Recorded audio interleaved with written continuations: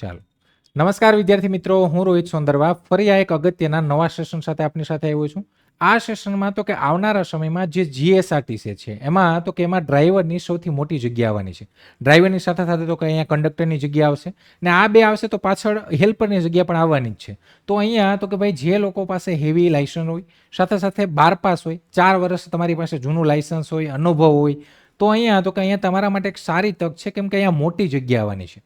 હવે તો કે ભાઈ ભરતી આવવાને હજી વાર છે, હજી ફૂલ નોટિફિકેશન આવી નથી, પણ એની પહેલાં તો કે એની પહેલાં ભાઈ અહીંયા ઘણા બધાની મેં વિદ્યાર્થીઓની કોમેન્ટ જોઈ છે સેશનમાં, સાહેબ મારે 1 મહિનાનો ટાઈમ બાકી છે, મારે લાયસન્સ પૂરું થવાને 2 મહિનાનો ટાઈમ બાકી છે. તો ભાઈ 1 મહિનાનો ટાઈમ બાકી છે એટલે એનો મતલબ કે જે ભરતીની જાહેરાત આવે એની છેલ્લી તારીખ સુધીમાં તમારી પાસે એ ડોક્યુમેન્ટ હોવું જોઈએ. એટલે 1 મહિનો તમારો બાકી હોય તો તમે વેલિડ જ છે કે તમે એલિજિબલ થઈ જશો. 4 વર્ષમાં તમારો 1 વર્ષ બાકી હોય લાયસન્સ તો પણ તમે ફોર્મ ફિલિંગ કરી શકો. તો અહીંયા મેઇન વસ્તુ એ છે કે ભાઈ ગુજરાતના કોઈ પણ ફોર્મ હોય ગવર્મેન્ટ એક્ઝામના, ખાલી મ્યુનિસિપાલિટીને બાદ કરતાં બધાય ફોર્મ આપણે જોઈએ અહીંયા ઓજસમાં જ ભરાય. તો ઓજસમાં કયા ડોક્યુમેન્ટની જરૂર પડે એ તો છે જ ખાસ, તો કે આપણે એના માટે સેશન લાવ્યા કે ભાઈ હવે ડ્રાઈવરમાં મારે ફોર્મ તો ભરવું છે, મારી પાસે હેવી લાયસન્સ નહીં છે અને મારી પાસે તો કે ભાઈ રિક્વાયર્ડ ડોક્યુમેન્ટ કયા જોઈએ. તો એ જ ડોક્યુમેન્ટ માટે આપણે આ સેશન લઈને આવ્યા છે કે ભાઈ ડોક્યુમેન્ટ અહીંયા તમારે તૈયાર કયા કરીને રાખવાના છે અગાઉથી. સાથે તો કે અહીંયા આ વખતે મેરિટવાળી સિસ્ટમ કંડક્ટરમાં બધામાં તો કે ભાઈ રિમૂવ કરી છે. અહીંયા બધા લોકો પરીક્ષા આપશે, એમાંથી મેરિટમાં આવો અને પછી તો કે તમારી ડ્રાઇવિંગ ટેસ્ટ ને પરીક્ષાના ડ્રાઇવિંગ ટેસ્ટના ઉપર તમારું મેરિટ બનશે. તો જોઈએ અહીંયા તો કે ભાઈ કયા ડોક્યુમેન્ટ જોશે. સૌથી પહેલાં જોઈએ તો કે અહીંયા જે ડ્રાઈવરમાં જે લોકોને ભાઈ જોડાવવું છે એમના માટે તો કે એના માટે એક સારામાં સારી તક છે. અહીંયા તો કે ક્યાંય નહીં ક્યાંય તો કે ભાઈ તમે અત્યારે પ્રાઇવેટ સેક્ટરમાં ક્યાંય ને ક્યાંય ડ્રાઇવિંગ કરતા હોય, જતા હોય, આ હોય, આ તો કે ભાઈ એક નિગમમાં જોડાવ પણ એક કાયમી નોકરી તમને મળે છે. પગાર ધોરણ તો કે ભાઈ કાયમી ચાલુ થઈ જશે, કંઈ તમારી પ્રાઇવેટ સેક્ટરની કંઈ જનરલ અહીંયા રહેશે નહીં. જગ્યાની વાત કરીએ તો કે ભાઈ 4599 જગ્યા તો કે ભાઈ જે આપણે જોયું મિટિંગો થઈ, ક્યાંય ને ક્યાંય જીએસઆરટીસી ઓફિશિયલે આપ્યું, એમાં 4599 જગ્યાનો ઉલ્લેખ છે. તો 4599 આવે તો સારામાં સારું છે, મોટી જગ્યા થાય, અથવા એનાથી ઓછી આવે તો પણ અહીંયા જગ્યાઓ મોટી જ કહેવાય. તો તમારા માટે તો કે તમારે તો આપણે તો કે ભાઈ એક જગ્યા જોઈએ છે, તો એક જગ્યા એટલે આપણું કામ તો કે થઈ ગયું. આગળ વાત કરીએ તો કે ભાઈ આના માટે તો કે આ વખતે શું છે શૈક્ષણિક લાયકાત, શું તો કે શૈક્ષણિક લાયકાત તમારું 12 પાસ હોવું જોઈએ અથવા તેના સમકક્ષ તમે પાસ થયેલા હોવા જોઈએ.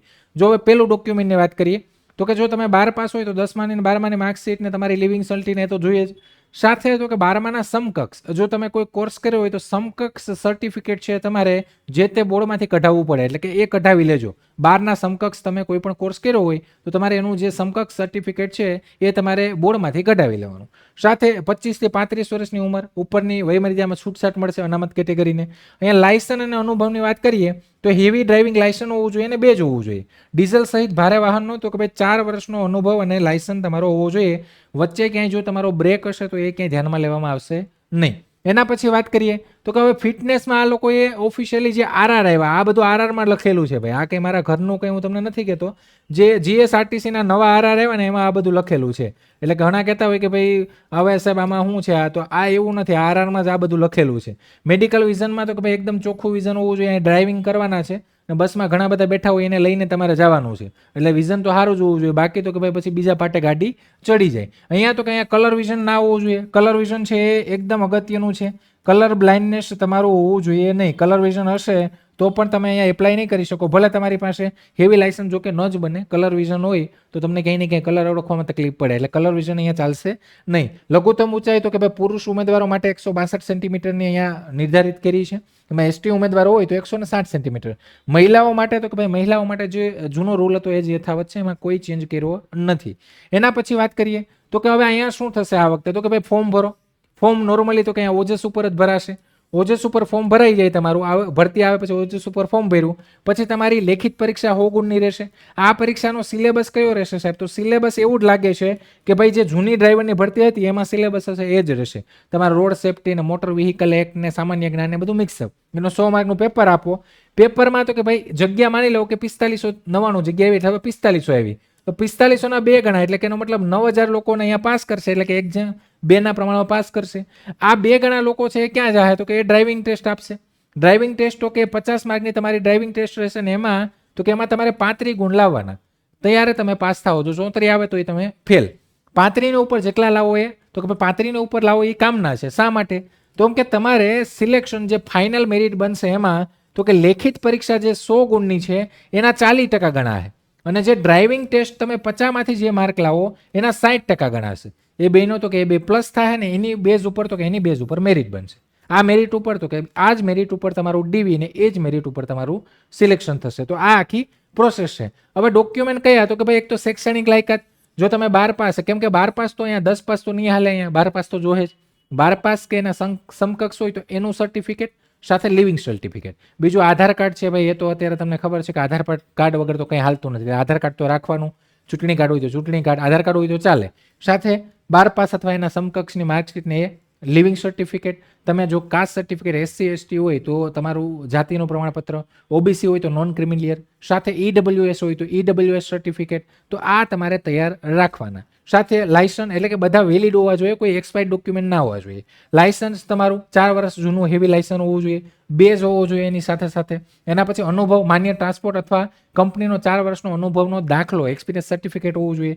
ઉંમરનો પુરાવો, એટલે કે તમે અહીંયા તો કે ભાઈ એજ રિલેક્સેશન લઉં છો તો જો કે ઉંમરના પુરાવામાં LC ના અને તેને તમારી જન્મ તારીખ હોય છે એટલે એ ચાલે, એનો કંઈ અલગનો ઉંમરનો પુરાવો આપવાની જરૂર નથી. જાતિના દાખલા હોય એ, મેડિકલ, વિઝન અને ફિટનેસ સર્ટિફિકેટ તો આ કંઈ જરૂર નથી, પણ તમારે તો કે ભાઈ તમે કોઈ નજીકની સિવિલ હોય, હોસ્પિટલ હોય, એમાં જઈને કલર બ્લાઇન્ડનેસ ને વિઝનને ચેક કરાવી શકો. બાકી સર્ટિફિકેટની કંઈ જરૂર નથી. એ જો કે આગળ જતાં મેડિકલ થાય ત્યારે એ લોકો મેડિકલ કરાવે ત્યારે ઓટોમેટિક બહાર આવી જ જાય, જે હોય તે ન કરો તો પણ ચાલે. તો આ જે અગત્યના ડોક્યુમેન્ટ છે ભાઈ, એ બધા તૈયાર કરી રાખજો. કોઈને કોઈ ડોક્યુમેન્ટની ડેટ જતી રહી હોય તો એને નવા કઢાવી લેજો, ઇસ્યુ કરાવી લેજો. જો કે માર્કશીટને એમાં કંઈ ડેટ ન જાય, પણ તમારા જાતિનો દાખલો તો આજીવન હોય. પણ તમારા માની લો કે OBC નોન ક્રિમિલિયર છે, સાથે સાથે કંઈ બીજા કોઈ ડોક્યુમેન્ટ છે કે જેમાં ડેટ મેન્શન હોય, એટલે કે ફિક્સ પીરિયડ હોય, તો એવાને રિન્યૂ કરાવી લેજો.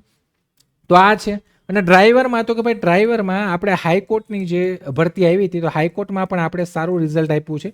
હાઈકોર્ટમાં તો કે 85 જેવી જગ્યા હતી, તો એમાં પણ મોટા પાયે આપણા સ્ટુડન્ટ સિલેક્ટ થયા છે. તો જો તમારે આ GSRTC ડ્રાઈવરની આવનારી ભરતી છે ને અત્યારથી જ પદ્ધતિસરની તૈયારી કરવી હોય તો એની આપણી જે 2 બેન્ચો અવેલેબલ છે, એમાં તો કે એમાં તમારે વિથ બુક જે બેન્ચ છે એમાં એનરોલ કરવું હોય તો 3999માં જોઈન થઈ શકો, અને તમારે વિથઆઉટ બુક બેન્ચમાં જોઈન થવું હોય તો 1999માં તમે જોઈન થઈ શકો છો. વિથ બુકમાં તો કે તમને બુક્સ મળશે સાથે, વિથઆઉટ બુકમાં તો કે only live plus recorded lecture મળશે સાથે. તો કે આમાં તમને PDF મટીરિયલ મલ્ટિપલ જે બધા સબ્જેક્ટ છે ને અલ્ટરનેટ, એટલે કે મીન્સ વિષયવાર ફેકલ્ટી છે તમને લેક્ચર આપશે, સાથે સાથે એનું મટીરિયલ, PDF મટીરિયલ, આ બધી માહિતી તમને અહીંયાથી મળશે. જોઈન થવા માટે તો કે ભાઈ તમે લક્ષ્યમ એપ થ્રુ પણ અહીંયાથી જોઈન થઈ શકો છો, અથવા તમને કંઈ ડાઉટ ક્વેરી હોય, હજી પણ તમારા મનમાં કંઈ ડાઉટ ક્વેરી કે કંઈ પણ હોય તો આ જે 4 નંબર છે આપણે હેલ્પલાઇન નંબર, એની ઉપર કોલ કરી તમારા જે મનમાં પ્રશ્નો છે, મૂંઝવણ છે એને સોલ્વ કરો, અને પછી તમને યોગ્ય લાગે તો તમે અહીંયા જોઈન થઈ શકો છો. સાથે તો કે યુટ્યુબમાં આપણી 8:30 વાગે આ જે ડ્રાઈવર છે એની તો કે એની ડેમો સિરીઝ ચાલે છે, તો એ જોઈ લો, જાણી લો, પ્રીવિયસ રેકોર્ડ જોઈ લો, બધું જોઈ લો. પછી તમને અનુકૂળ આવે તો ભાઈ તમે તમારા મનના માલિક છે, તમે જોઈન થઈ શકો છો. અને સાથે જો કંઈ ના કરો તો ડિસ્ક્રિપ્શનમાં આપણી ટેલિગ્રામ લિંક છે, એમાં જોઈન થઈ જજો. અહીંયા કોઈ નવી ભરતી, નવી માહિતી કંઈ પણ આવશે તો એ તમને મળતી રહેશે. તો આશા રાખું કે તમને આ વિડીયો પસંદ આવ્યો હશે, તમને આ માહિતી બધી સમજમાં આવી હશે. તોય તમારા મનમાં કંઈ પ્રશ્નો, ડાઉટ, ક્વેરી કંઈ પણ હોય તો તમે કોમેન્ટ બોક્સમાં કોમેન્ટ કરી શકો છો. ત્યાંથી તો કે ભાઈ જોઈને હવે અમારા જવાબનો જો એવું હશે ના અપાય તો પણ એનો આપણે વિડીયો કે કંઈ પણ લઈને આવશું. ઠીક છે, ચાલો તો ફરી આવા કોઈ નવા સેશનમાં મળીએ. ત્યાં સુધી રજા લઉં છું. જય હિન્દ, જય ભારત.